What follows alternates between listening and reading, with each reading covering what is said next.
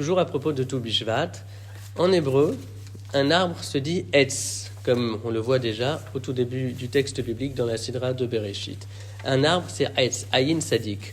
Or, il y a un mot qui ressemble beaucoup à Etz, c'est le terme Aïssa. Aïssa, c'est un conseil. Aïssa Tova, un bon conseil. Cette proximité phonétique nous interroge et il nous faut comprendre le rapport qui peut exister entre l'arbre et un conseil. Parfois, les gens sont sollicités pour donner un conseil. Est-ce que ces personnes-là, parce qu'elles ont été sollicitées, doivent obligatoirement donner le conseil attendu? La réponse est, cela dépend. Est-ce qu'on est vraiment en mesure de donner un conseil ou pas? Et comment savoir si on est en mesure de donner un conseil? Eh bien, on doit avoir à l'esprit cette idée de l'arbre.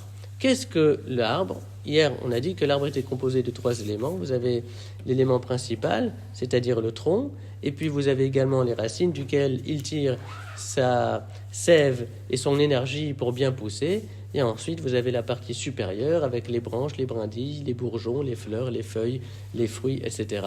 Et c'est cette image-là de l'arbre qu'on doit avoir au moment où on s'apprête à donner un conseil.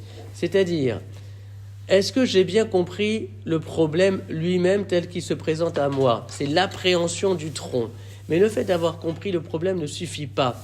Encore faut-il avoir conscience et avoir pris connaissance des racines du problème, des causes, comment on en est venu là, quels sont les cheminements qui ont été empruntés pour parvenir là à cette situation problématique. Et le fait de comprendre le problème lui-même, d'en avoir saisi les causes, cela ne suffit pas encore. Encore faut-il pouvoir deviner avec clarté les différentes conséquences et incidences directes et indirectes qui pourront découler du conseil que je vais donner. À cela renvoie les branches, les conséquences directes, et puis ensuite les bourgeons, les fleurs, les feuilles, etc. C'est-à-dire les conséquences indirectes. À partir du moment où j'ai compris le problème, ses causes, et que je suis plus ou moins capable de deviner les conséquences et incidences possibles du conseil que je vais donner, alors là, peut-être, effectivement, je suis en mesure de le donner, ce conseil. Tous les soirs, dans la prière de Marie, on demande à Kadosh Baruch Hu de nous inspirer de bons conseils. V'taknenu be'aitsa tova milefanera, tant ceux dont on a besoin que ceux que l'on va donner.